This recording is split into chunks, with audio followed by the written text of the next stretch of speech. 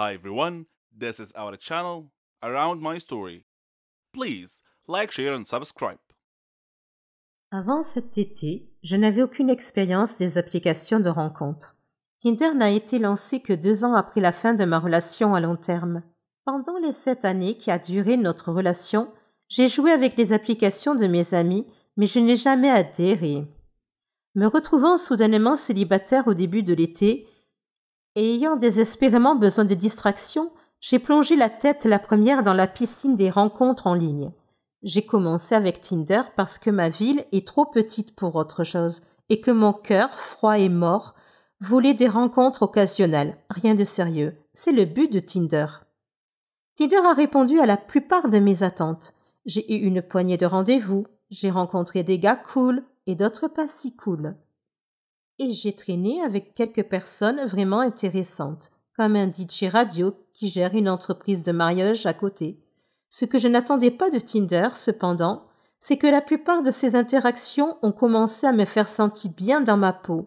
Je veux dire, vraiment bien dans ma peau. Comme toutes les femmes du monde, je n'ai jamais été satisfaite de mon corps. Je fais du 44, je suis étiquetée grande taille et j'ai porté des lunettes par intermittence toute ma vie. Lorsque je sors avec mes amis, je ne suis jamais la fille que l'on drague, avec qui on flirte. Depuis que j'ai atteint la puberté et que j'ai pris conscience de la différence entre ce qui est attirant et ce qui ne l'est pas, j'ai toujours pensé que je jouais le rôle de la grosse amie, qui se contente de rester assise et de sourire. Bien sûr, j'ai eu des petits amis, mais ils ont toujours été mes amis avant tout. Alors quand ils me disaient « tu es magnifique », ce que j'entendais c'était « je t'ai trouvé magnifique seulement après avoir appris à te connaître ». Je n'ai pas tout de suite pensé que tu étais jolie. Je sais que le fait que quelqu'un soit attiré par votre personnalité est plus important que le fait qu'il pense que vous êtes mignonne, mais je ne détesterai pas qu'un seul gars qui ne me connaît pas du tout me dise que je suis attirante. Les amis, la famille et les petits amis, je ne les crois pas, mais un parfait inconnu, cette personne, je pourrais bien l'écouter. Cela nous ramène à Tinder. D'une de mes premières nuits d'utilisation de l'application, un ami et moi étions assis sur ma terrasse et décidions sur qui se matcher. À chaque fois que nous disions « cela se match », nous rions et regardions un peu plus les profils des gars. Après la 3e correspondance, j'ai dit « ces types me jugent juste sur mon apparence, non ?» Mon ami a hoché la tête. « Donc ils ne font que se matcher parce qu'ils me trouvent mignonne ? Ou est-ce qu'ils swappent toutes les filles ?» Nous en avons conclu qu'il était évident que certains des gars swipaient sur chaque fille, mais que les chances que chaque gars fasse ça étaient minces. On a glissé un peu plus. Quand j'ai commencé à correspondre avec des gars qui étaient classiquement beaux, eh bien, je ne vais pas mentir, c'était vraiment bien. Un mec sexy me trouve vraiment attirante ? Quoi ? Non. Comment c'est possible ? Puis les messages ont commencé. Certains sont allés droit au but en disant « tu es vraiment jolie ». D'autres ont d'abord engagé la conversation avant de faire des compliments ici et là. Je sais que c'est ainsi que les gens fonctionnent sur Tinder, mais gardez à l'esprit que je ne suis pas du tout habituée à cela. Ce n'est que lorsque j'ai commencé à rencontrer ces gars que je me suis demandé « est-ce que Tinder peut booster l'estime de soi ?» 2 gars m'ont demandé comment une personne aussi jolie que moi était encore célibataire. J'ai eu un rendez-vous avec un gars qui m'a dit en espagnol que j'étais belle. Un autre gars que j'avais rencontré plusieurs fois m'a demandé « Tu cherches quelque chose de sérieux ?» J'ai répondu en riant comme une folle. Ce n'est pas la question qui m'a surprise. C'est le fait qu'elle vienne d'un type incroyablement séduisant et en pleine forme.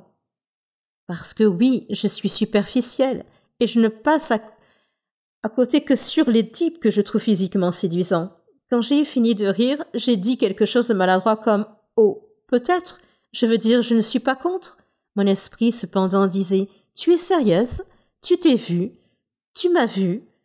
En fait, je n'étais pas séduisante, mais je savais simplement comment bien m'habiller. Je me suis retirée dans ma coquille malsaine. Peu de temps après ce type, j'ai traîné avec un étudiant en médecine gentil et ringard qui était en ville pour les vacances. On s'entendait bien. Le lendemain, lorsque nous nous sommes retrouvés, il semblait choqué que je sois sortie une 2e fois avec lui. Il n'arrêtait pas de répéter « Tu es si belle !» Je n'ai jamais l'occasion de faire des choses comme ça. Je ne sais pas comment répondre au compliment. Mad Boy a secoué la tête. Il a dit « Ne fais pas ça. N'aie pas honte de ton corps, tu es si séduisante. Tu t'es vue. Tu es magnifique. » Quelque chose chez ce type a fait que mes pensées habituelles de haine de soi ont commencé à perdre prise. Encore une fois, je sais que c'est le genre de choses que les gens disent sur Tinder, mais soyons honnêtes, pourquoi faire un effort supplémentaire? À moins que... parce que c'est vrai. Quelque part, entre les discussions occasionnelles sur Tinder, la poignée de rendez-vous, mon esprit a tourné autour d'une nouvelle pensée. Suis-je attirante? Je me suis regardée dans mon miroir en pied. J'ai essayé de voir ce que ces gars voyaient. Des gars qui ne me connaissaient pas du tout. Des gars qui ne sont pas influencés par ma personnalité. Et des gars qui n'ont aucune raison réelle de me complimenter. Parce que je ne recherche pas une relation de sitôt. Tout à coup, je commence à le voir. Là où je voyais des bosses disgracieuses et un ventre que je rentrais avant d'éteindre la lumière, je vois maintenant un corps sain, bien dessiné et, osons le dire, mince. Mes amis, ma famille et mes petits amis m'ont toujours dit que j'étais séduisante. Mais ce n'est que lorsque ces inconnus ont commencé à le répéter encore et encore que j'ai commencé à l'entendre. Alors, qu'est-ce qui booste l'estime de soi? Tinder ou les simples rencontres? Ou est-ce qu'ils fonctionnent l'un avec l'autre? Parce que sans Tinder, je ne sortirais probablement pas du tout. Sur le plan romantique, j'ai tendance à ne pas me mettre en avant. En général, je n'ose pas aborder un homme et essayer de flirter avec lui par peur d'être rejetée. Avec Tinder, cependant, le simple fait de correspondre avec quelqu'un semble atténuer la peur du rejet. Que vous ayez trouvé une personne parce qu'elle est vraiment intéressée ou parce qu'elle a dit oui à tout le monde? Le fait de voir le message, c'est une correspondance, atténue un peu la tension qui accompagne les rencontres. Que ce soit grâce à Tinder ou non, ces derniers mois, j'ai découvert une nouvelle confiance en moi. Quand quelqu'un me complimente, je lui dis merci au lieu de répondre par une blague sur la haine de soi. Lorsque je rencontre quelqu'un pour la première fois, je m'efforce d'être aussi bavarde et sarcastique que d'habitude, au lieu d'être timide et silencieuse. J'ai flirté avec des hommes et j'ai même donné mon numéro à un musicien au hasard. Pour une fois dans ma vie, j'ai l'impression d'être quelqu'un qui vaut la peine d'être fréquenté, plutôt que de craindre que ma moitié soit trop bien pour moi. Est-ce que Tinder m'a donné cette confiance en moi? Ou est-ce que je deviens simplement plus vieille ou sage? Je n'en suis pas sûre, mais ce que je sais, c'est que je ne vais pas arrêter les rencontres en ligne de sitôt. Comment ça, elle est enceinte? Ai-je demandé à mon père. Désolée, mais je ne peux pas changer le fait que quelque chose s'est passé entre nous et elle est enceinte. Il l'a dit comme si c'était une évidence.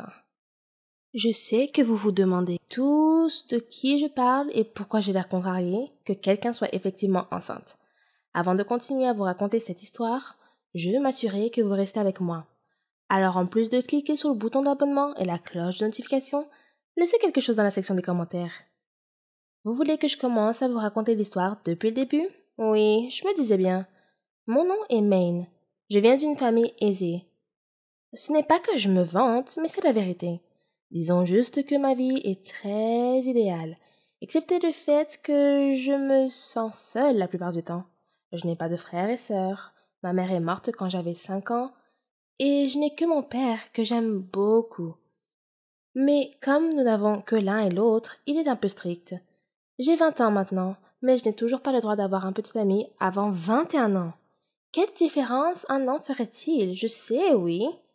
De plus, je ne suis pas autorisée à quitter la maison sans un chauffeur et un garde du corps. Et oui, à cause de ça, je ne sais toujours pas conduire. Et pour couronner le tout, je ne peux pas inviter d'amis à la maison, surtout des garçons. Mon père est tellement surprotecteur et je ne pourrais pas compter combien de fois j'ai souhaité qu'il ait une nouvelle petite amie et qu'il se remarie pour que je puisse enfin profiter de ma propre vie. Mais un jour, la phrase « Fais attention à ce que tu souhaites » a soudain pris tout son sens pour moi. Assurez-vous d'être prêt à entendre ça. Accrochez-vous à quelque chose, d'accord? Mon père a mis la mère de mon petit ami enceinte. Vous voyez, je sais que vous avez eu la même réaction que moi la première fois que je l'ai entendu. Comment ai-je pu me retrouver dans ce pétrin? Tout a commencé pendant l'été de l'année dernière. Notre entreprise a failli faire faillite. Je ne sais pas trop pourquoi. Bref, ne parlons pas de ça. Je me souviens que mon père était tellement stressé. Mais il a fini par gagner le procès et il a continué à conclure des contrats avec d'autres clients, ce qui a rendu le concurrent plus menaçant. Une fois, alors que mon père et moi faisions notre jogging ensemble, nous avons vu une femme qui avait été renversée par un mini-camion et nous sommes allés l'aider. Elle n'est pas trop gravement blessée, mais elle est inconsciente. Pas de sang. Cependant, comme nous ne sommes pas des médecins, nous avons appelé une ambulance et l'avons accompagnée à l'hôpital. Mon père a remarqué que cette femme est en fait sa némésis, celle qui la poursuivait en justice. Mais bien sûr, nous l'avons quand même aidée. Nous avons laissé la femme quand les médecins nous ont assuré qu'elle allait s'en sortir. Nous avons aussi appelé sa famille avant de partir. Sur le chemin du retour, j'ai dit à mon père qu'il était une bonne personne pour avoir aidé sa rivale parce qu'elle était dans le besoin. À partir de maintenant, je ne contradierai jamais tes décisions. Je vais commencer à me renseigner sur notre entreprise, lui ai-je dit avec un sourire. Tu es sûr de ça? Tu n'as plus le droit de changer d'avis, a-t-il dit avec une étincelle dans les yeux. Oui, je te le promets, ai-je répondu fermement. Je sais que cela signifierait moins de sorties et moins de temps de shopping avec les amis, et qu'il pourrait me réserver un voyage à l'étranger pour des séminaires et des cours intensifs qui pourraient durer 1 an, mais cela ne me dérange pas. Je sais que je serai un jour le PDG de notre entreprise, et que cela ne peut pas faire de mal de commencer tôt. Une semaine plus tard, alors que j'étais en train d'être formée par l'assistante de direction de mon père dans nos bureaux, j'ai vu une femme à la tenue intimidante débouler dans la zone de réception. Elle me semblait familière. Alors je me suis excusée et je me suis approchée d'elle pour entendre ce qu'elle demandait à la réceptionniste. « Je cherche Léo. Est-il ici ?» demanda la femme d'une manière directe. J'ai vu comment la réceptionniste était interloquée. « Avez-vous un rendez-vous, madame ?» demanda la réceptionniste. Je l'ai regardée attentivement et j'ai réalisé qui elle était. C'était la femme qui a eu un accident, la concurrente de mon père. Je ne sais pas ce qui m'a poussée à lui parler, mais « Bonjour, comment allez-vous? Ça va bien ?» lui ai-je demandé sincèrement. Elle m'a rendu l'appareil avec un sourire sincère et m'a dit « Bonjour, je vais bien maintenant, je vous remercie, mais est-ce que je vous connais ?» Je l'ai invitée dans la salle de conférence vide, où je lui ai dit tout ce qu'elle devait savoir, y compris qui je suis et ce qui lui est vraiment arrivé ce jour-là. Je lui ai demandé pourquoi elle avait l'air bouleversée en cherchant mon père. Ce qu'elle a expliqué comme suit. Ce matin-là, j'ai décidé de me promener et j'ai eu l'erreur de porter un bijou. Un héritage de famille qui vaut environ 1 million de dollars. Je sais que je me suis cogné la tête violemment, mais je ne sais pas pourquoi la bague n'est plus à mon doigt quand je me suis réveillée à l'hôpital. Elle a vu comment ma mâchoire s'est décrochée. Une bague à 1 million de dollars? C'est une somme énorme. Je ne veux pas lui faire un sermon sur le fait qu'elle n'aurait pas dû la porter pendant son jogging, mais je n'ai pas eu le courage de le faire. Et ce n'est pas ma place de toute façon. Je suis sûre qu'elle le sait et ce n'est pas sa faute si elle a eu un accident.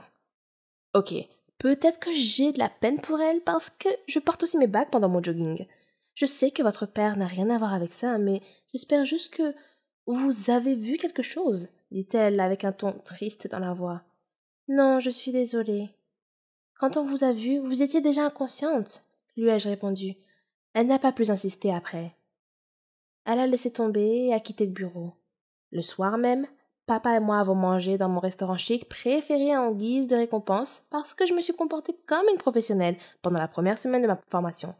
Je suis sûre que ta mère serait fière de toi, a-t-il dit, et son expression faciale est passée de l'extase à la tristesse. Elle te manque toujours, ai-je demandé. Tous les jours, il répondit avec un demi-sourire. Quelques instants plus tard, j'ai vu madame Judy, la rivale de mon père, puis la femme qui a eu un accident. Je ne sais pas ce qui m'est arrivé, mais je l'ai appelée avec excitation. Madame Judy! Elle a été surprise, mais elle a souri dès qu'elle m'a vue. Elle a marché dans notre direction. Mon père et moi nous sommes levés pour la saluer. Êtes-vous seule? Voulez-vous vous joindre à nous? Je lui ai demandé poliment. Mon père nous a juste souri, mais j'ai vu l'approbation dans son langage corporel. Alors madame Judy a décidé de se joindre à nous. Mais oh, je ne suis pas seule. Nous avons demandé une autre chaise au serveur. Je lui ai demandé si elle était avec son mari. Non, ma chère, je suis célibataire. Je suis ici avec mon fils, a-t-elle dit. Oh, il est là, dit-elle en regardant l'entrée du restaurant. Vous connaissez ce moment dans les films où vous voyez un gars vraiment sexy et grand et où soudain tout est au ralenti? Ouais, ça m'est arrivé.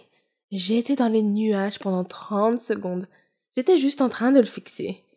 Et encore plus embarrassant, ma bouche était grande ouverte et je bavais. Alors j'ai dû l'essuyer. Salut, je suis Randy. Il me tendit la main. Je l'ai prise et on s'est serré la main. Maine, ai-je répondu brièvement. Il y avait de l'électricité dans l'air, des oiseaux et des papillons. Vous connaissez ce sentiment de chaleur et de confort? Oui, j'en suis sûre. Et oui, il me fait cet effet. Tout au long de la nuit, mon père et madame Judy ont continué à parler d'affaires. Et Randy et moi n'arrêtions pas de nous jeter des regards furtifs. Il a ce grand sourire doux et enfantin. Ah, je ne pouvais pas me lasser de lui. C'était la première fois que j'avais le béguin pour quelqu'un, et j'agissais sûrement comme une idiote à ce moment-là. La nuit s'est terminée, et avant que nous nous séparions, il a réussi à m'arracher à nos parents et m'a demandé mon numéro de téléphone. Je lui ai donné avec joie, comme une enfant étourdie. Cette nuit, c'est plutôt bien terminé. 2 semaines plus tard, je me suis retrouvée dans mon café préféré, les yeux rivés sur mon téléphone, et j'attendais toujours son texto. Est-ce qu'il m'enverra un jour un texto? Oh, je n'aurais pas dû faire comme si j'étais super intéressée par lui. Cela aurait pu le faire fuir. J'ai quitté le café, je suis allée au bureau, j'ai fait un rapide repas de retrouvailles avec des amis et je suis rentrée à la maison en attendant toujours son message. J'étais sur le point de dormir et j'avais envie de jeter mon téléphone par frustration. Je déteste les faux espoirs. J'ai enfui mon visage dans mon oreiller parce que je détestais la déception et la frustration que je ressentais. Puis, j'ai entendu mon téléphone sonner. J'ai répondu distraitement sans vérifier qui c'était. « Allô ?» dit-il. « Qui est-ce » ai-je demandé. « Salut, c'est Randy, le fils de Judy. J'espère que tu te souviens encore de moi, hein ?» dit-il. J'ai mordu le bord de mon oreiller pour ne pas laisser échapper un grand cri. Il n'a pas entendu de réponse pendant quelques secondes. Allô? Juste un instant, ai-je dit. Puis j'ai sauté de haut en bas plusieurs fois pour laisser sortir le sentiment d'étourdissement débordant. J'ai aussi poussé un petit cri. Puis je lui ai reparlé. Oh, salut! Comment ça va? Ai-je demandé, et je ne me souviens pas avoir souri autant de ma vie. Il m'a dit qu'il était vraiment désolé de ne pas avoir pu m'envoyer de message tout de suite, parce qu'il était très occupé par son travail, et il m'a demandé si j'étais disponible le lendemain matin. Je ferai mon jogging matinal près de chez toi. Tu veux peut-être le faire ensemble? Il a demandé. En un instant, j'ai dit ah oui, bien sûr. À plus tard. Puis il a raccroché. J'étais si heureuse que j'ai sauté sur mon lit pendant 1 minute entière en criant. Le lendemain matin, j'ai sorti ma plus belle tenue de sport parce que je voulais évidemment impressionner Randy. Il est venu me chercher à 5 heures du matin et on a fait du jogging pendant 2 heures. Puis il a dit « Le déjeuner est pour moi. » Bien sûr, j'ai répondu. On a pris le petit déjeuner dans mon café préféré et il a commandé tous mes plats préférés. Il n'est pas radin. Nous avons commencé à partager des histoires sur la famille et les affaires. Il a dit qu'il n'était pas le fils biologique de Madame Judy. Randy est en fait le neveu de Madame Judy. Elle l'a adopté quand ses parents sont morts dans un accident de voiture. Je lui ai également raconté mon histoire et nous avons réalisé que nous avions quelque chose en commun et que la connexion était vraiment forte. Ce n'était peut-être pas un rendez-vous idéal parce que nous transpirions tous les deux comme des fous, mais c'était vraiment un moment mémorable et amusant. Depuis lors, nous sommes devenus des copains de jogging. Nous prenons toujours un petit déjeuner après. Cela a duré un certain temps. Puis un jour, il m'a demandé si nous pouvions officiellement commencer à sortir ensemble. Je lui ai dit que nous pouvions sortir ensemble, mais que nous ne pouvions pas encore le dire à mon père parce qu'il paniquerait. Je lui ai parlé de l'histoire du 21e anniversaire. Il a trouvé ça drôle, mais il l'a respecté. Cela dit, nous avons essayé d'être aussi prudents que possible. Parfois, nous allions même dans une autre ville pour dîner, pour être sûr que mon père ne nous verrait pas. Je soudoie toujours l'assistante de direction de mon père, pour qu'elle me laisse sortir en douce pour le déjeuner et être avec Randy pendant un moment. Jusqu'à présent, nous avons déjà mangé dans mes restaurants préférés, regardé des films ensemble, sommes allés chez lui pour regarder Netflix, sommes allés au centre commercial ensemble, avons fait la fête avec des amis et bien d'autres choses encore. Parfois, je demande à mes amis de mentir pour moi. Je me sens vraiment mal à cause de ça, mais j'attends juste mon 21e anniversaire qui est dans quelques mois. Une fois, je déjeunais avec Randy près de notre bureau. Mais mon père est entré dans le restaurant avec ses partenaires commerciaux. Il nous a vu nous tenir la main. Je sais qu'il était furieux, mais il n'a pas pu réagir tout de suite à cause de ses partenaires. Mais je sais que dès que je rentrerai à la maison, il commencera à me griller comme un barbecue. Et c'est bien vrai. Quand je suis rentrée à la maison, il était tellement furieux. Il a dit qu'il m'enverra à l'étranger pendant un moment pour que je puisse oublier Randy. Cette nuit-là, Randy et moi avons parlé au téléphone. Nous pleurions tous les deux parce que nous ne voulions pas être séparés l'un de l'autre. La même nuit, mon père et Madame Judy se sont rencontrés dans un salon à l'intérieur d'un hôtel pour parler de ce qui s'était passé. Madame Judy était choquée de savoir que Randy et moi sortions ensemble, mais elle a dit qu'elle m'aimait pour son fils. Mon père aime bien Randy, mais il est juste inquiet pour notre avenir. Ils ont convenu qu'ils feraient tout pour nous séparer. Au moins jusqu'à ce que nous ayons l'âge requis. Quand papa est rentré, on s'est disputé à cause de beaucoup de choses. « Pourquoi tu ne peux pas me laisser avoir un petit ami ?» ai-je demandé. « Parce que je ne veux pas que tu aies des problèmes, dit-il. » J'étais choquée par sa réponse. J'ai laissé tomber. Je ne pouvais pas vraiment argumenter avec mon père à ce sujet. Je sais qu'il veut bien faire, mais j'ai aussi ma propre vie. Randy et moi ne sortons même pas officiellement ensemble. Nous apprécions juste la compagnie de l'autre. Et si nous voulons rendre les choses officielles, nous sommes déjà à ce stade de notre relation. Je n'hésiterai pas, car je sais qu'il en vaut la peine. Mais, de toute façon, il semble que ce soit une cause perdue. Je n'ai pas vraiment envie de rajouter de l'huile sur le feu. J'ai accepté de partir à l'étranger. Une semaine avant mon voyage à l'étranger, Randy m'a appelé et m'a demandé de l'accompagner pour la dernière fois sur une plage isolée où nous pourrons être seuls et créer des souvenirs ensemble. Je lui ai dit oui. J'ai donc menti à mon père et lui ai dit que j'allais passer la nuit chez une amie. Mais l'instinct de mon père s'est manifesté et il a décidé d'appeler Madame Judy pour lui demander où était Randy. Quand Madame Judy a répondu « Il s'occupe de quelque chose pour un événement à la plage la plus proche », mon père a su instantanément que Randy et moi étions ensemble. En une demi-heure, mon père était déjà dans l'allée de la maison de Madame Judy. Il est passé la prendre pour qu'il puisse nous suivre à la plage. Ils étaient loin de se douter que notre voyage était annulé. Nous sommes retournés en ville car il y avait un pont effondré sur le chemin. Nous avons décidé de dîner à l'hôtel à la place et nous nous sommes promis de nous attendre l'un l'autre quoi qu'il arrive. « Je t'attendrai, je te le promets, » dit-il. Peut-être que notre amour n'est pas pour maintenant, mais je suis sûre qu'un jour nous serons à nouveau ensemble, a dit Randy. Je l'ai serré très fort dans mes bras. Il m'a déposé chez moi. En entrant dans ma chambre, mon père a appelé. « Où étais-tu » J'ai dit à mon père que j'avais été malhonnête avec lui, mais je me suis excusée et je lui ai dit que je ne lui mentirais plus jamais. « Attends que je revienne, » dit mon père, et il est parti. Je l'ai attendu, mais il n'est rentré qu'à 4 heures du matin. J'ai commencé à m'inquiéter. J'ai essayé de l'appeler, mais je n'ai pas pu le joindre. Randy m'a appelé et m'a dit qu'il commençait à s'inquiéter aussi pour Madame Judy. Nous avons tous les deux décidé d'aller au poste de police pour signaler ce qui se passait. Le lendemain, mon père est rentré sain et sauf, mais il ne veut pas parler de ce qui s'est passé. J'ai poursuivi mon voyage à l'étranger, mais Randy m'y a suivi. Je suis rentrée à la maison pour mon 21e anniversaire et Randy m'a demandé en mariage dans un restaurant très confortable.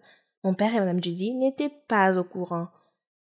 Je sais qu'ils seront choqués par cette nouvelle, mais ce n'est peut-être pas ce qu'ils veulent pour nous, mais c'est comme ça. Mais quelque chose d'étrange s'est produit. Mon père a appelé et a dit que je devais demander à Randy de venir. J'étais très excitée et j'ai dit à Randy que c'était peut-être le bon moment pour lui parler de nos fiançailles.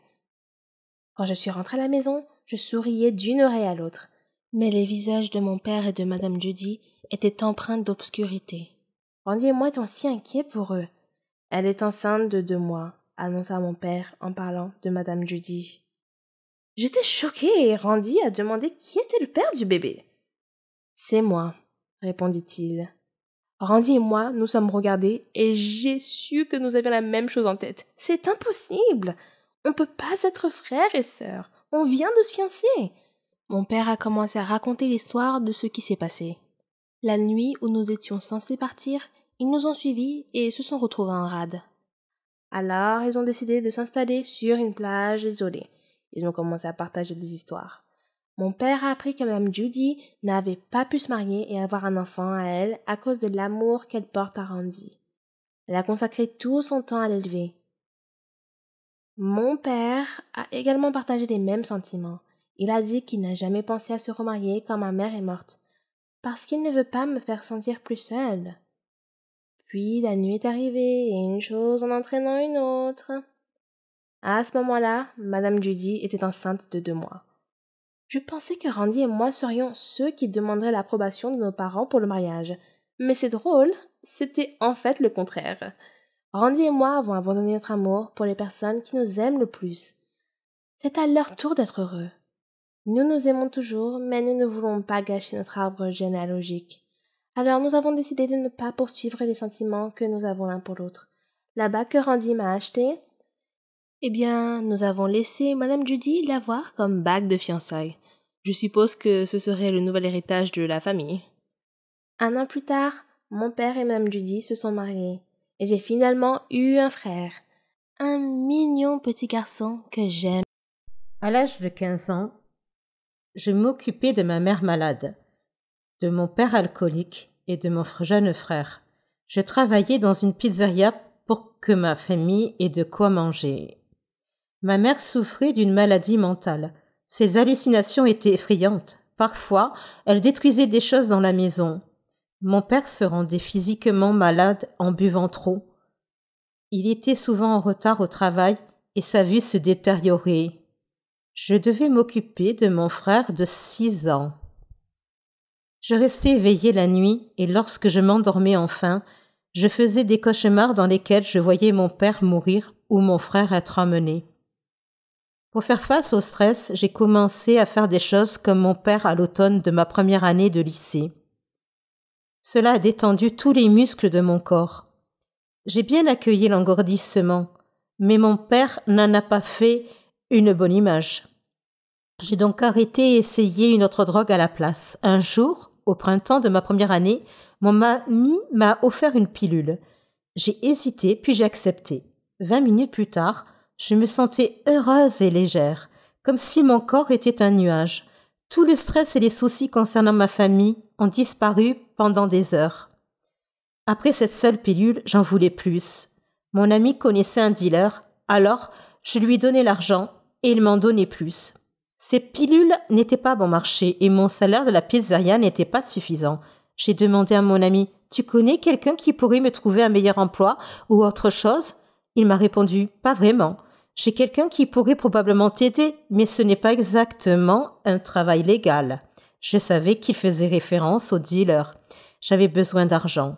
Quelques jours plus tard, j'ai rencontré Victor, le dealer, devant sa maison. Il m'a invité à entrer. Sa maison était faiblement éclairée, mais beaucoup plus belle à l'intérieur qu'à l'extérieur. Victor m'a dit de m'asseoir. J'ai essayé d'être confiante et lui ai dit que je cherchais à gagner de l'argent. Il a acquiescé. Comme vous êtes un client fidèle, je vais vous proposer quelque chose. As-tu déjà vendu avant ? Mes yeux se sont élargis et mon cœur a sauté un battement. Non. Il a hoché la tête et m'a tendu un sac en disant comme test. Il m'a donné des instructions puis a dit « Je ne joue pas avec mon argent. Si je découvre que tu me trompes de quelque façon que ce soit, ce ne sera pas joli, compris ?» J'ai hoché la tête et j'ai quitté sa maison, mon cœur battant la chamade. J'étais effrayée mais excitée de commencer à gagner de l'argent. Après avoir vendu mon premier lot, Victor est venu me chercher à l'école dans sa voiture. Je lui ai donné l'argent. Il avait l'air content et m'a proposé de m'en donner plus. Bientôt, j'apportais à Victor de l'argent qu'il ne pouvait même pas gagner. Je pouvais maintenant m'acheter des choses. Le fait d'être défoncé m'a permis de m'occuper de ma famille sans me sentir accablé ou anxieux. Quand j'étais sobre, je n'arrêtais pas de m'inquiéter de tout ce qui pouvait arriver à mon père, à ma mère et à mon frère. Mais après avoir pris une pilule, je flottais au-dessus de mes problèmes et mon esprit était vide. Les pilules m'ont même aidé à échapper au cauchemar. Bientôt, j'avais besoin d'une pilule toutes les quelques heures. Si je n'en prenais pas, j'avais des douleurs dans tout le corps et de graves maux de tête. Pendant ma première année de lycée, certains de mes amis d'enfance ont commencé à s'inquiéter de mon attitude suspecte. À l'extérieur, je souriais et rassurais mes amis. À l'intérieur, j'avais honte. Allais-je vraiment comme mon père et me détruire comme ça? Mes parents n'ont pas remarqué ou ne se sont pas souciés de ce que je faisais, même lorsque je prenais une pilule devant eux. Un jour, je me suis évanouie à la maison. Je me suis réveillée couvert de vomi sur le sol de ma chambre. Ma mère est entrée dans la pièce et m'a regardée. Elle n'a pas dit un mot, elle est juste sortie. Je m'attendais à ce qu'on me crie dessus, pas à ce silence froid. C'était mon pire moment, allongé dans mon vomi, avec ma mère qui semblait indifférente. J'ai réalisé que j'étais seule. J'étais la seule à pouvoir prendre soin de moi, et je devais m'arrêter. Mais les symptômes de manque étaient si forts que je ne pouvais pas passer une journée sans prendre une pilule. J'ai appelé mes grands-parents au début de ma première année et je leur ai demandé de venir chercher mon petit frère pour vivre avec eux, et ils ont accepté.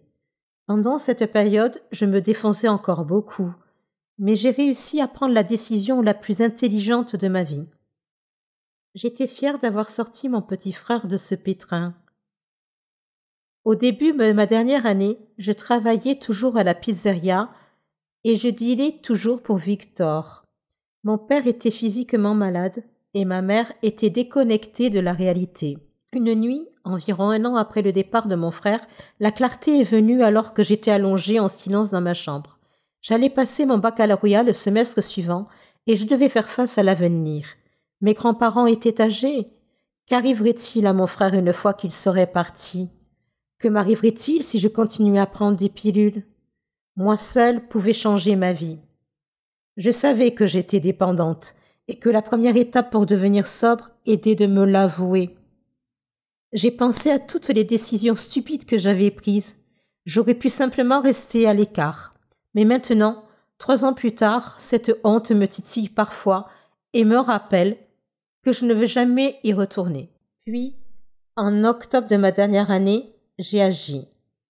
J'ai vendu mon dernier lot, j'ai donné son argent à Victor et je lui ai dit que je ne vendrais plus rien. Il m'a laissé partir assez facilement. J'ai cherché les symptômes de sevrage.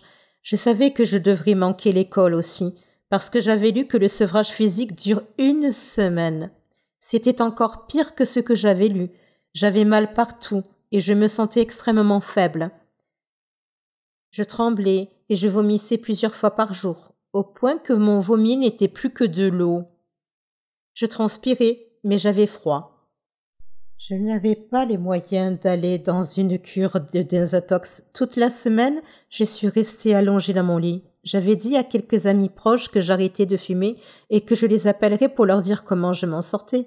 Ils m'ont dit qu'ils étaient fiers de moi et qu'ils seraient toujours là pour moi. J'ai réalisé que je n'avais pas à affronter mes démons seule. Ma mère continuait à se parler à elle-même dans le salon, tandis que mon père faisait ce qu'il fait toujours. Mais j'avais des amis pour me soutenir dans les moments difficiles. J'ai manqué presque 1 mois d'école et ma moyenne a beaucoup baissé. En fait, ce trimestre-là, j'ai échoué à 2 cours à cause de mes absences.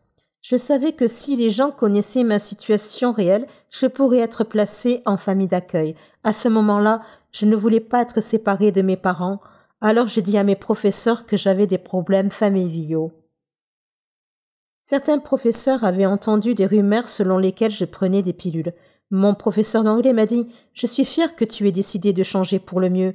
Tu es une fille intelligente et j'espère que tu resteras sur le bon chemin. » Sa réponse m'a presque fait pleurer. Je n'avais jamais entendu personne, pas même mes propres parents, me dire qu'ils étaient fiers de moi. Une fois que je suis retournée à l'école, j'ai fait tous mes devoirs. Je n'ai jamais manqué un cours et j'ai eu d'excellents résultats à tous les examens. Je suis entrée à l'université. J'étais enfin sur la bonne voie. Mais la vie n'est pas devenue beaucoup plus facile une fois que j'étais sobre. L'entrée à l'université était accablante car je n'étais pas habituée à la quantité de travail demandé par les professeurs. Il était difficile de rester sobre malgré les doutes. Je croyais que je n'étais pas assez bonne pour l'université et que si je faisais une petite erreur, je retournerais à la case départ. Au lieu de m'engourdir, j'affronte mes démons et je les libère. C'est bien mieux que de ne rien ressentir du tout. 7 ans peut être un âge très critique dans la vie d'un être humain. C'est l'année où l'on passe du CP au CE1. C'est peut-être aussi l'année où l'on pratique pour la première fois un sport qui façonnera notre avenir. Mais pour moi, c'est l'âge où mes parents ont décidé de mener des vies séparées. J'ai grandi comme n'importe quelle fille ordinaire, j'ai fréquenté une bonne école maternelle, j'ai fait du sport et j'avais de bons amis. Mes parents, si je me souviens bien, étaient toujours de bonne humeur, l'un envers l'autre et partageaient la joie d'élever leur fille ensemble. Je n'ai que peu de souvenirs des mauvais moments où mes parents se disputaient. Le pire souvenir dont je me souvienne est celui où, à l'âge de 7 ans, allongé dans mon lit, mes parents sont entrés dans ma chambre et mon père m'a dit « Tania, ta mère et moi allons divorcer. » Ma première réaction a été l'instinct naturel d'un jeune enfant qui consiste à me faire des reproches. Lorsque j'étais enfant, j'avais souvent plus d'une fête d'anniversaire.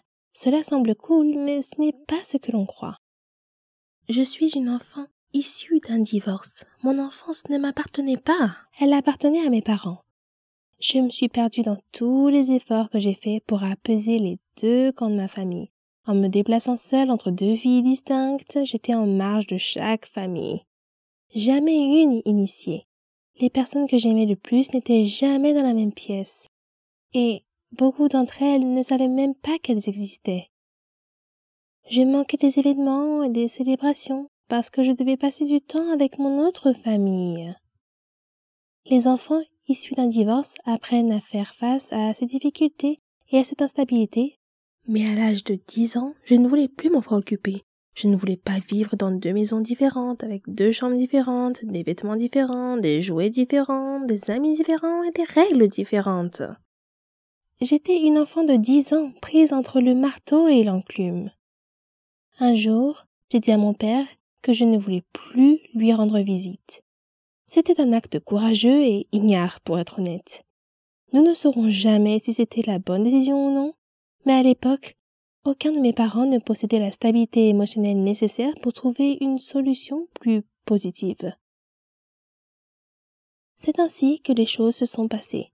La lutte pour le pouvoir qui était restée latente entre mes parents a éclaté à nouveau. Et cette fois-ci, c'est moi qui en ai été la cible. Cette fois, j'étais responsable de la discorde. Dans une maison, on me blâmait. Dans l'autre, j'étais une victime. Il n'y avait plus de fêtes d'anniversaire multiples. Au lieu de cela, il y avait la stabilité et la cohérence dans une maison, la colère et l'évitement dans l'autre. Les choix entraînent des conséquences et, au fil du temps, j'ai perdu le contact avec la famille de mon père. Il est difficile de rester en contact avec des personnes liées à quelqu'un que l'on a repoussé. Des cousins avec lesquels je jouais ont été rayés de ma vie. Nous ne nous sommes plus jamais rendus visite. Était-ce parce qu'il était préférable de garder les liens coupés? Ou était-ce ma punition pour avoir été une horrible enfant? Tout ce que je connaissais, c'était le silence et la perte. Au début de mon adolescence, ma mère s'est remariée et j'ai rencontré de nouveaux cousins. J'ai appris de nouvelles traditions de Noël et je me suis assise à la table avec des nouveaux enfants. Au lieu de reballoter d'une famille à l'autre, la vie s'est stabilisée. Même si je n'avais des nouvelles de mon père qu'1 ou 2 fois par an, la vie était relativement stable. Mais les choses ont changé à nouveau lorsque ma mère et mon beau-père se sont séparés au cours de ma première année d'université. Je tentais de rester en contact avec les membres de ma famille chaque fois que je rentrais chez moi pour les vacances. Encore une fois, j'essayais de faire plaisir à tout le monde, alors que l'anxiété envahissait mes pensées. Avec qui dois-je passer le réveillon de Noël? Dois-je rendre visite à telle ou telle famille? Seront-ils offensés si je ne prends pas le temps de les voir? Seront-ils offensés si je n'apporte pas de cadeaux? J'aurais aimé que tout le monde vienne me rendre visite.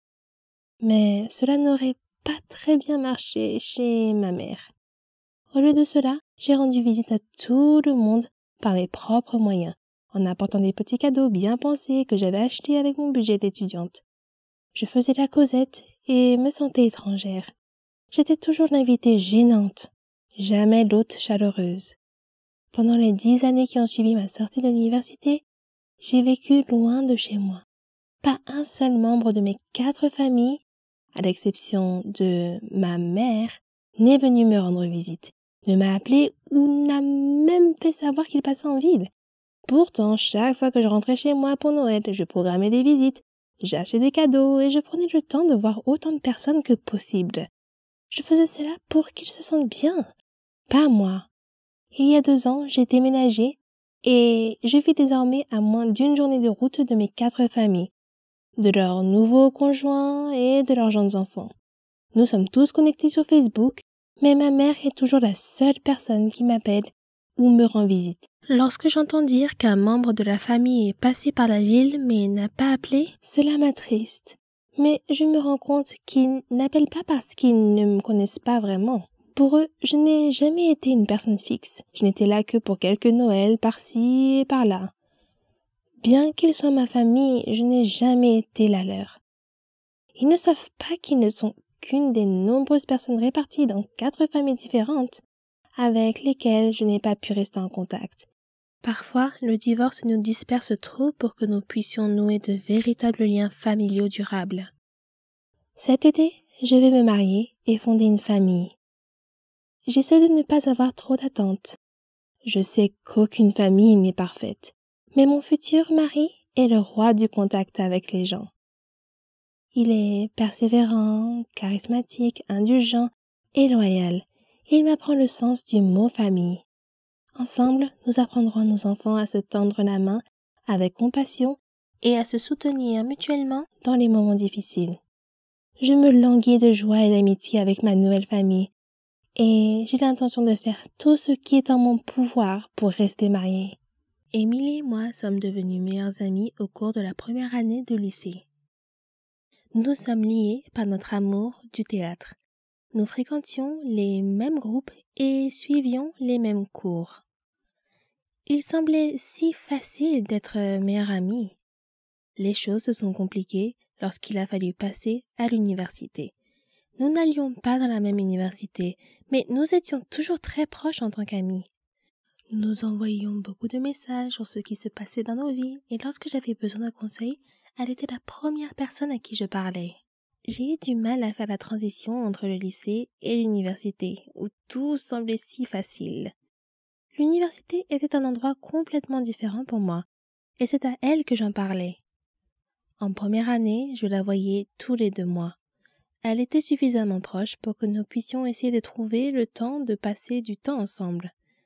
Je n'avais pas beaucoup d'amis, il était donc plus facile de lui laisser mon temps libre. Cela ne me dérangeait pas, c'était ma meilleure amie. La 2e année a été la même chose. Mais j'avais mis de l'ordre dans ma vie. Je ne me débattais pas dans mes cours, mais ma vie sociale était toujours la même.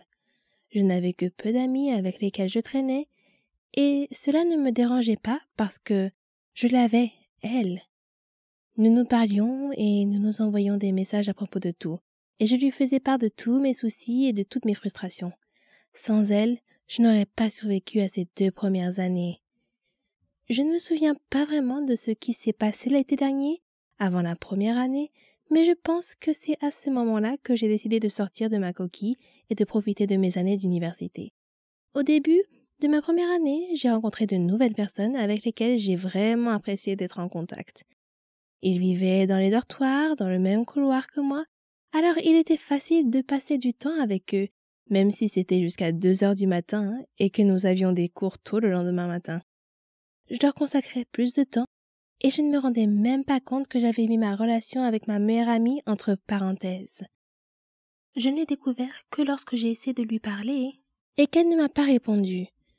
J'ai appris plus tard par ma sœur, qui était également très amie avec elle, qu'elles avaient parlé du fait que je l'ignorais. Elle m'envoyait des messages et je ne répondais pas. Elle essayait de me parler et j'étais trop occupée. Je ne me souvenais pas avoir fait tout cela. Je pensais que j'étais assez constante et que je répondais toujours. Je m'étais attachée à mes nouveaux amis. Ils faisaient désormais partie de ma vie quotidienne et je l'avais inconsciemment remplacé.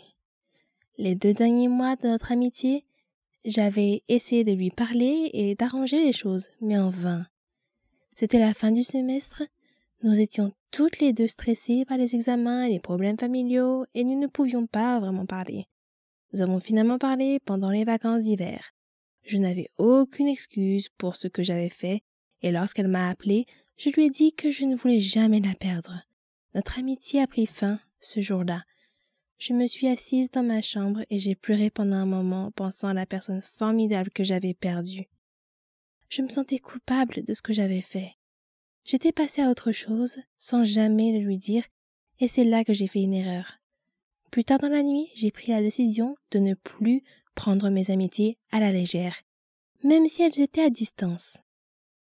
Elle était une partie très importante de ma vie et je regrette de l'avoir laissée partir.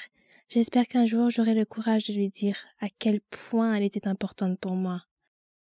Elle a tant fait pour moi, même s'il s'agissait d'un simple message pour savoir comment j'allais. Je garde l'espoir qu'un jour nous pourrons redevenir amis. Mais ce n'est pas tout. Émilie écoutait un groupe de filles et au lieu d'essayer de me ramener à la raison, elle a laissé quelqu'un me la voler. J'étais tellement prête à essayer d'arranger les choses, jusqu'à ce que j'entende sa version de l'histoire. Je tiens à lui dire un grand merci. Eh oui, j'ai été aigrie, très aigrie, quand j'ai découvert la vraie raison pour laquelle ma meilleure amie ne me parlait plus autant. J'étais en colère contre elle et je l'ai blâmée pour tout. Je l'ai blâmée pour les moments perdus avec elle, pour les souvenirs, et je regrettais tout. De l'argent à l'empreinte de vêtements, en passant par des choses simples, comme aider à la maison, parce que tout cela n'était rien d'autre que du temps perdu. Je t'en veux, Émilie.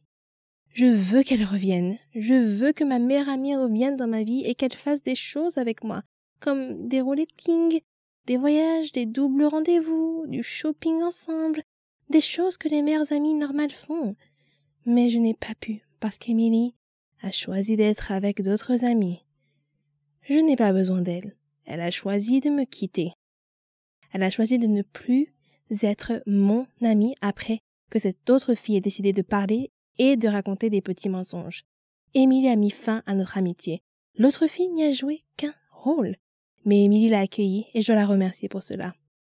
C'est cruel de faire cela à un être humain. Les êtres humains doivent se sentir désirés, ce qui n'est pas le cas. Quant à la fille qui m'a volé ma meilleure amie, assure-toi d'être là pour elle lorsqu'elle et son petit ami traversent une période difficile. Assure-toi d'être là pour lui parler lorsqu'elle a des doutes sur l'université ou que sa famille la harcèle. Assure-toi d'être là pour ses séances de relooking, ses virées shopping ou tout simplement ses soirées cinéma. Prends-la dans tes bras lorsqu'elle pleure devant La Belle et la Bête. Sois la meilleure personne possible pour elle. Je sais qu'elle en a besoin plus que jamais, parce que c'est ce qu'elle mérite. Je ne pense vraiment pas que je m'en remettrai un jour. Elle m'a quittée pour une raison stupide, pour quelque chose que tu as causé. Mais ce n'est pas grave, on vit et on apprend. Quelqu'un a dit un jour, certaines personnes nous quittent, mais ce n'est pas la fin de ton histoire. C'est la fin de leur rôle dans ton histoire.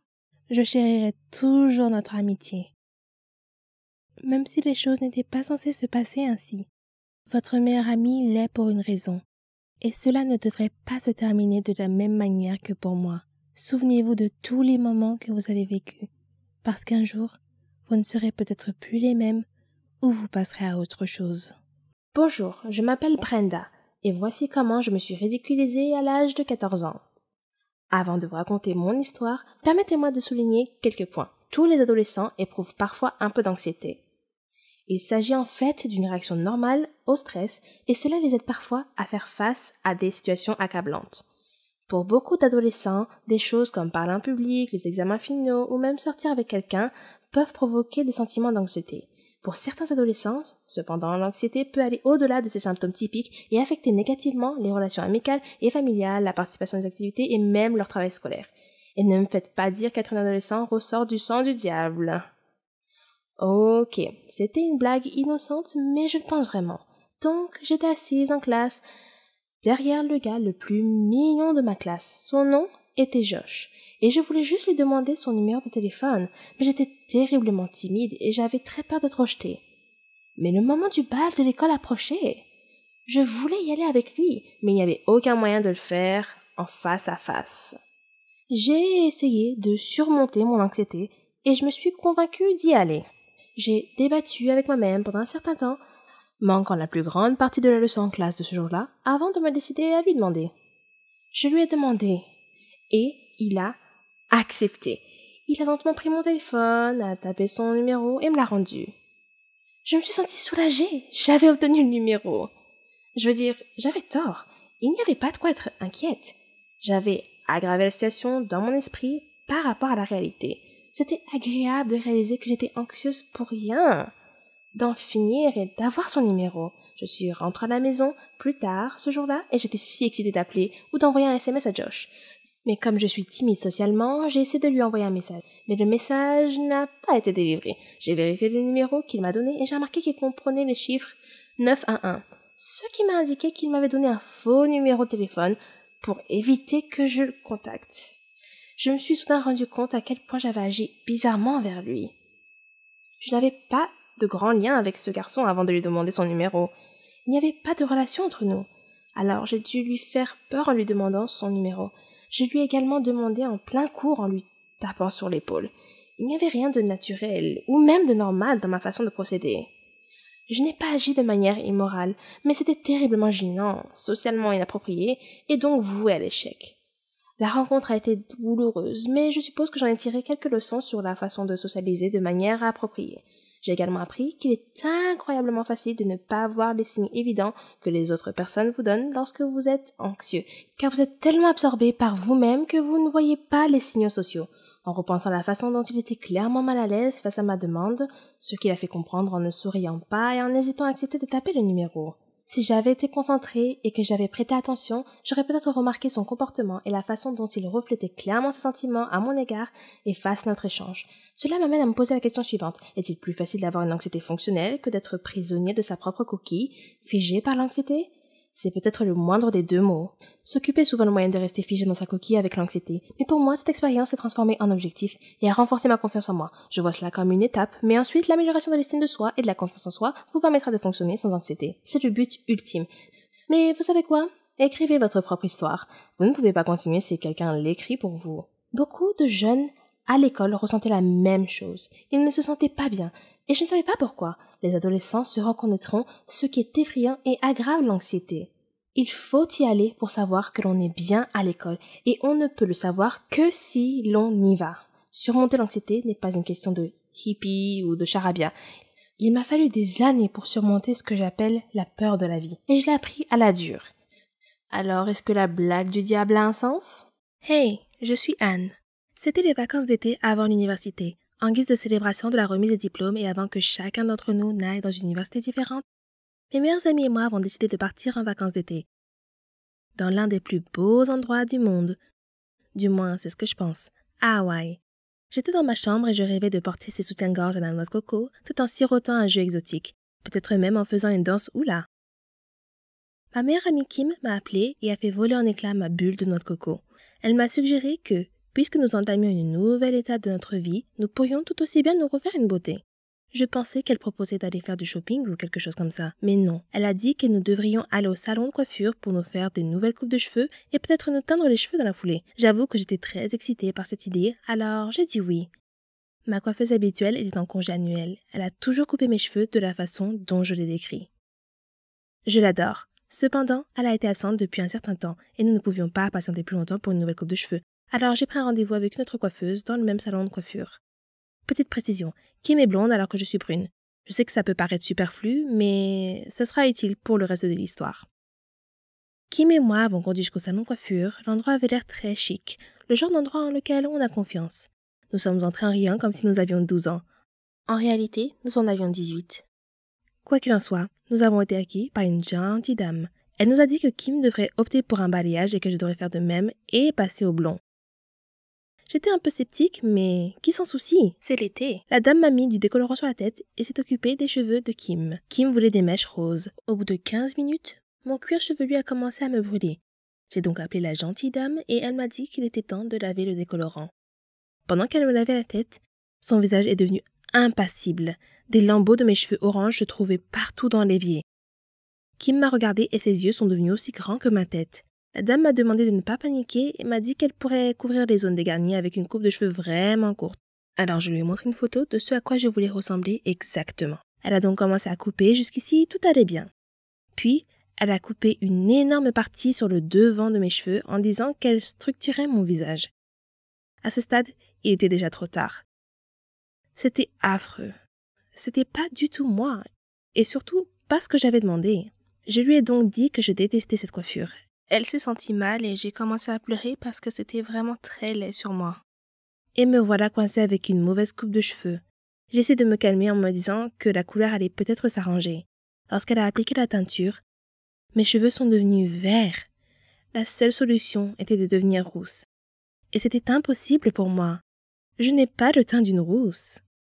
Nos petits amis devaient passer nous prendre au salon, et le simple fait d'imaginer la tête de Nick m'a fait rire et pleurer à la fois. Rachel l'a joué cool, et même son balayage a mal tourné. Mais cet incident était unique en son genre. Je me suis retrouvée avec la couleur de cheveux la plus bizarre qui soit. On aurait dit que j'étais moitié sirène, moitié dragon. Cela ne m'a pas empêché de profiter de mes vacances d'été. En fait, ce fut une bonne source de plaisanterie pendant très très longtemps. Presque toutes les filles rêvent d'être une princesse de Disney, d'être comme Cendrillon qui a épousé le prince, ou Blanche-Neige, la plus belle de toutes. Mon histoire est un peu de ce genre, mais les contes de fées ont généralement une fin heureuse, n'est-ce pas? Mais la mienne... Eh bien, je vous laisse en juger par vous-même. Je m'appelle Rona et j'ai 17 ans. Je vis avec mes parents et ma sœur Célina. À l'école, j'étais comme une princesse. J'adorais tous mes amis. Et ils m'adoraient. J'excellais dans tout. J'étais la meilleure chanteuse de l'école, j'étais très sportive et je pratiquais tous les sports. Mon seul défaut était mes cheveux, qui étaient trop frisés et trop moches à mon goût. Je pense que le coiffeur les a appelés bouclés, juste pour réconforter les gens comme moi. Mais frisé n'est pas bouclé. Pas dans mon agenda. J'admets que les cheveux frisés peuvent être attrayants sur certaines personnes, mais le look le plus ravissant pour moi, ce sont les cheveux longs et lisses. De beaux cheveux raides peuvent rendre n'importe quelle fille belle, même si elle n'a pas de beaux traits. Oh, comme j'enviais certaines filles de mon école avec leurs cheveux longs et soyeux. Bien sûr, ma princesse Disney préférée était Réponse. Je rêvais toujours d'être elle. À mon avis, c'était la plus belle princesse de l'univers Disney.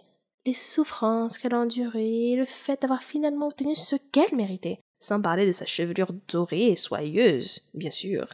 La façon dont elle brillait au soleil. Qu'est-ce que je ne donnerais pas pour avoir des cheveux comme ça? J'ai tout essayé pour améliorer mes cheveux. Je les ai shampouinés, mais ils gonflaient comme la fourrure d'un chien poméranien, si vous en avez déjà vu un. J'ai utilisé la crème lissante pour cheveux, mais ils ressemblaient alors à une route pavée avec de la mélasse répandue dessus. J'ai essayé des appareils électriques, mais ils n'ont pas aidé non plus. Ne vous moquez pas de moi. C'est la vérité.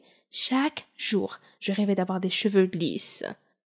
Puis, un jour, j'ai vu une publicité alors que je discutais avec mes amis. Elle mentionnait un centre de recherche en sciences de la beauté et indiquait que des scientifiques avaient mis au point un nouveau produit, capable de transformer en quelques minutes n'importe quel cheveu, qu'il soit bouclé ou frisé, en cheveux lisses et soyeux. Le centre avait besoin de volontaires pour tester le produit devant un public. Je me suis dit, waouh, mon rêve pourrait bien se réaliser et je pourrais aussi devenir célèbre. J'ai immédiatement envoyé ma candidature. J'ai été sélectionnée parmi 3 autres filles. J'étais un peu inquiète parce que l'expérience m'avait appris que les choses ne se passent jamais comme on l'avait prévu. Mais je me suis consolée. C'était un produit simple. Qu'est-ce qui pourrait mal se passer? J'ai fait des recherches sur le scientifique qui allait mener l'expérience. C'était un scientifique célèbre dans son domaine. Son nom était Wilfred Johnson. Je suis arrivée au studio, le test en direct serait effectué. Ils étaient prêts et m'attendaient. M. Johnson ressemblait à un scientifique d'un dessin animé. Cheveux ébouriffés, blouse blanche trop grande, lunettes d'Harry Potter. Vous voyez le tableau. Il m'a expliqué comment le produit fonctionnait et m'a assuré que tout irait bien. Oui, c'est ça. Comme si je n'avais jamais entendu ça avant. Néanmoins, son discours d'encouragement m'a enthousiasmé. Puis sont sortis les documents juridiques, les clauses de non-responsabilité qui disaient qu'ils n'étaient pas responsables des effets secondaires qui pourraient m'arriver en utilisant leurs produits de beauté. Alors, je les ai signés. Voyant que j'avais l'air dubitative et inquiète, il a tenté de me rassurer en me disant que c'était la routine et que c'était typique de tous les essais cliniques. Cela ne m'a pas rassurée, mais j'ai quand même décidé d'aller jusqu'au bout. J'avais invité mes amis à venir assister à l'expérience. Elle était organisée comme une grande conférence. En plus de M. Johnson, il y avait des journalistes, des photographes et 2 autres médecins dans la salle. M. Johnson a commencé à expliquer le produit pour le bien du public. Je me tenais à l'écart de la scène en attendant d'être appelé. Enfin, ils étaient prêts pour nous et nous ont appelés sur la scène, où nous avons pris place dans leur fauteuil de coiffure. Des scientifiques ont mélangé divers liquides multicolores dans des flacons de laboratoire sur une table voisine de la scène. Après quoi, M. Johnson a rempli un flacon pulvérisateur du mélange et s'est approché de moi. Il m'a chuchoté à l'oreille que mon nom entrerait dans l'histoire. Puis, il aspergea mes cheveux avec l'élixir magique que les scientifiques avaient concocté quelques minutes auparavant. J'ai attendu nerveusement. Puis, lentement, mon cuir chevelu a ressenti une sensation de picotement, comme si j'avais été piqué par une centaine de fourmis en même temps. Mais j'étais trop gênée pour le mentionner. Puis la douleur a disparu, et un miracle s'est produit. Mes cheveux sont devenus lisses, comme M. Johnson l'avait promis. Le public a applaudi avec enthousiasme. L'arôme puissant de la réussite financière imprégnait l'atmosphère de la pièce. J'ai touché mes cheveux et je n'arrivais pas à croire à quel point ils étaient merveilleux. J'ai continué à les caresser, si doux, si soyeux, si droit et lisse. Je me suis réjouie. M. Johnson s'est approché du micro, tenant le produit dans sa main, et s'apprêtait à parler, lorsque le public a sursauté. Il regardait dans ma direction. M. Johnson s'est retourné et m'a également regardé. Mes cheveux avaient soudainement commencé à pousser à une vitesse fantastique. Ils sont devenus de plus en plus longs, jusqu'à ce que je ressemble exactement à Réponse. J'ai crié sous le choc. M. Johnson s'est précipité et a appelé à l'aide. Mon visage a pâli et je me suis évanouie. Quand je suis revenue à moi, j'étais allongée sur la scène dans un lit de mes propres cheveux, rassemblés sous moi. J'ai touché mes cheveux et oui, ils étaient encore lisses et soyeux. Mais mon souhait semblait s'être littéralement réalisé. J'étais en effet une réponse des temps modernes. C'est pourquoi j'ai voulu partager mon histoire avec vous aujourd'hui. Faites attention à ce que vous souhaitez. Vous pourriez l'obtenir.